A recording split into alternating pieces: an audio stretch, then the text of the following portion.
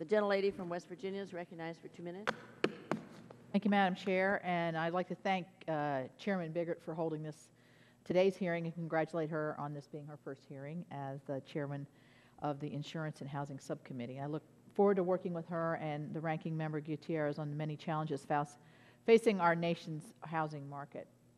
Since the start of the housing collapse, the FHA and the government-sponsored enterprises, Fannie and Freddie, have grown in market share to the size where they now collectively insure or guarantee more than 90% of all the mortgages in the United States. While the government has played an important role in enhancing the flow of credit to targeted sectors of the economy, excessive risk exposure coupled with lax underwriting standards, and we learned about this more this morning, resulted in a government rescue at the taxpayer's expense. I think we can all agree that the taxpayer should no longer be on the hook for losses and that reforms to the housing finance are long overdue. In laying out a plan for housing recovery, I was happy to hear the administration acknowledge the need to bring private sector capital back into the mortgage market while taking steps to minimize government support in housing finance.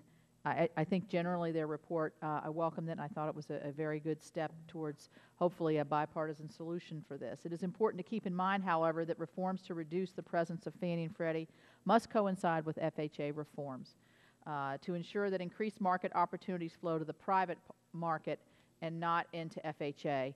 I hope that the efforts that were made last year or last Congress to restore the capital reserves and to enhance financial stability to a deteriorating FHA will be continued this Congress so that we may see FHA return to serve its intended role in the housing market.